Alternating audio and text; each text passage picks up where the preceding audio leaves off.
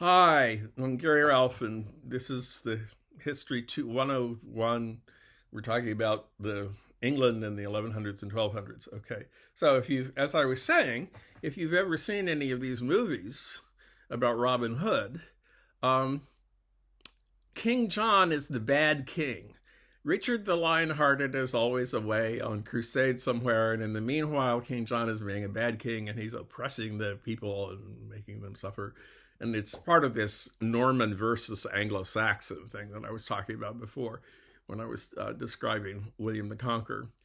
But at the end of the movie, after Robin Hood has been robbing the rich and giving to the poor, King Richard the Lionhearted comes back from crusades, and King John, oh no, please don't do this. But Richard fixes everything, and Errol Flynn marries Olivia de Havilland, and it's all a happy ending. Well, to begin with, no Robin Hood never existed, and furthermore, Richard never comes back to England, so that happy ending doesn't happen. But King John was really a bad king. I mean, he was personally repulsive. I mean, I don't want to go into the details, but he was really a horrible person, and also he was. Well, you have to give him a little sympathy because, after all, he was sort of left holding the bag when Richard went off to fight the Crusades, but he's not managing it very well. He was, during his reign, which began in 1199 with the death of Richard, he was fighting lots of wars to try and hold on to all of these lands in what we today would call France. The Anjou and the Aquitaine and Normandy, and he loses big time. And what's worse, in order to get the money together to hire the army that he would have used in order to fight this, he has taxed the people heavily. He's forced people to join the army when they didn't want to. And then, of course, he has to come back and tell everybody all that money that they took away from him that he spent was wasted. So the nobility of England are very mad at him, and they rise up in rebellion, and they force King John to sign a document known today as the Magna Carta, which is the Latin for Great Charter. Basically, what the Magna Carta does is it puts limitations on royal power. It specifies the kinds of things that people can be punished for, the crimes that they commit, explains where their trials are going to take place. A lot of the other kings in Europe at this time were what they call absolute monarchs. They could theoretically do anything. I mean, if they did things that made their people angry, their people could rise up and kill them, I suppose. But most kings had a power that was not limited. The King of England did have, after the Magna Carta, he did have limitations placed on his ability to do things. At the time, it probably did not seem like such a big deal to the average English, I would say the English person on the street, except most English people were walking up and down muddy roads and standing in the middle of fields and things like that. But later on, the Magna Carta acquires importance because one of the provisions in the Magna Carta is that the king cannot impose taxes on the people of England without the permission of the nobility. This is obviously a direct response to the fact that King John had been taxing the people very heavily in order to get done what he wanted to get done, and then all the money had been wasted. So the nobles say, in future, if you want to do something stupid, you have to come to us first to get our permission. Now, over the years, the terms of this changed. Instead of the nobility consenting to taxation, it began to be the representative assembly of Parliament, which is sort of like our Congress. At the time the Magna Carta was signed, there wasn't a such thing as Parliament. But in subsequent generations, the Magna Carta came to be interpreted as saying that if the king is going to tax the people have to agree through their representatives in a representative assembly. And in fact, the short version of this idea is no taxation without representation. As you probably know, if you have studied colonial history, or the history of the revolution, the American War for Independence, as I prefer to call it, because it didn't really start out as a revolution. This was one of the big slogans, the no taxation without representation. And the English, the people in the colonies, considered themselves to be English, and they said that no taxation without representation was one of the rights of Englishmen, quote unquote. Now, what they meant by that was, do the people in France have this right?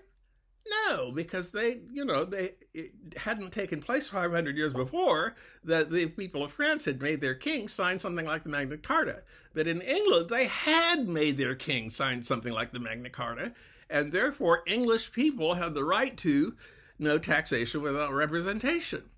And although it hadn't seemed like such a big deal to everybody at the time, if in the 1770s, if in 1775, as the War for Independence was beginning and everybody was marching up and down the streets saying no taxation without representation, and you had stopped one of those people and said, what makes you say no taxation without representation? Why do you think that's one of the rights of Englishmen?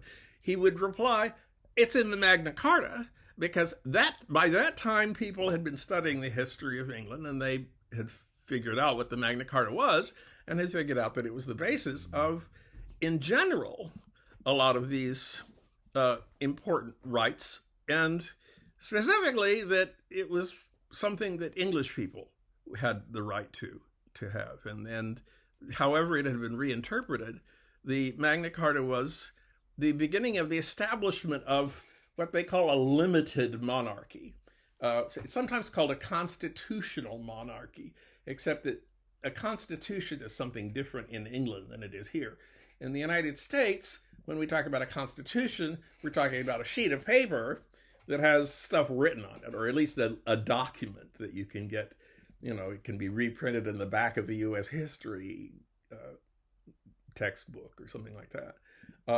But in England, the Constitution is basically the total of English law and jurisprudence. It's everything that has been done in England. And common law, as I was describing it, this law that Henry II established, which covers all of England, is part of the English Constitution, even though some of it may not be written down. In fact, some of common law was traditional. At the time that Henry II was ruling, as I say, you didn't have a parliament, and so you didn't have a representative organization that was passing laws, but you did have customary law. You had people who, somebody said, well, this guy's committed a crime, and somebody else might say, well, when a guy like that commits a crime, he always gets this kind of punishment. And Henry II made it clear that if that's the case, then every time somebody commits a crime like that, he gets that traditional punishment. So common law is not necessarily the law that has been passed by a representative assembly, but it's the law that has been recognized as customary in England, and that gives it the kind of legal force that a law would have if it had been passed by a representative assembly. Meanwhile, in England, in continental Europe, you have other countries like France where restrictions like this are not placed on the king. So you end up having an absolute monarchy, and the perfect example of that absolute monarchy, which unfortunately we're not going to be studying in Europe and the World Part 1. That's the beginning of Europe and the World Part 2. The perfect example of a monarchy like that is Louis XIV in France at the end of the 1600s. And Louis XIV famously said, "L'État c'est moi," the state is me. And he didn't mean that in an egotistical way. He didn't mean that, there's no such thing as government, there's only what I tell you to do. But what he meant was that what I tell you to do is what is going to be done. And I'm not going to act, capriciously. I'm going to say that everybody has to have chocolate sundaes on Wednesday, but I'm going to, the things that I say, and Louis XIV worked very hard at being a good king, but the edicts that he made, and the pronouncements that he made, that was it. There was no backtalk. There was no second guessing. You had to do what Louis said. Meanwhile, in England, the tradition had continued that the king couldn't do stuff like that. There were laws like Magna Carta that prevented you from doing whatever you wanted to do. And this becomes the difference between England's constitutional government and France's absolute monarchy. These become sort of like the two poles between which political theorists go back and forth in the 1600s and 1700s. And the English version of that, an absolute monarch doesn't have to have any laws passed because he doesn't recognize that any laws will control his behavior. But in order to have a constitutional monarchy, you have to have a constitution. In order to have a constitution, you have to have legal stuff, and the legal stuff includes things like the Magna Carta among the earliest parts of it. So that's why it's important. It wasn't necessarily so important at the time, but it's important later on. Now, let me see if I can... Aha. By contrast, you've got shortly after the passage or the signing of the Magna Carta in 1215, you've got another interesting comparison in what is known as the Holy Roman Empire. I talked about this before. It's really basically Germany. They called themselves the Holy Roman Emperors. There was a guy named Frederick II, and he was, like a lot of Holy Roman Emperors, he was interested in conquering Italy so that he could be a real Holy Roman Emperor who was controlling Rome, and he was off all the time fighting in Italy, and he had the same problem Henry II did, that he wanted to have a stable government behind him, but so that when he went back, he would still be emperor. But he went about it in a different way. He issued in 1231 something called the Statute in Favor of the Princes, in which he basically said to all of the local rulers in Germany, which is what it basically was, you can do whatever you want to as long as you remain loyal to me. I mean, all of the laws, all of the court system, everything will be in your hands. All you have to do is promise me that when I come back from Italy, you'll still be loyal to me. Very interesting difference, because, by passing all of these laws, Henry II had not relinquished control. He had set up a bureaucratic system, what is eventually to be known as the state, which can operate without him, but always operates in the way that he wants it to. So he's still got control over the situation. Frederick II doesn't make that specific claim. He doesn't say, you can do whatever you want to, but it all has to be something that I would agree with. He just says, do whatever you want to. And subsequently, this is a sort of generalization that, I don't know, it's one of those things that you can't prove. But by the 1400s and 1500s, England and France have strong centralized governments.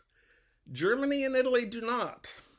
And the countries that end up being strong in the 1700s and 1800s are the countries that have had strong centralized governments. The countries where the power has been divided between local rulers, like Germany and Italy, are not strong. And in fact, neither Germany nor Italy becomes a unified country under one government until towards the end of the 1800s.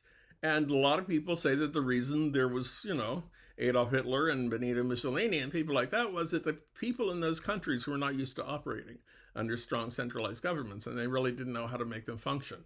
So if you want to blame World War II on Henry II of England on one hand and Frederick II, Holy Roman Emperor, on the other, it's a bit of a stretch, but you might be able to make some kind of an argument for it. So these ideas will continue in our next. Talk to you soon. Bye.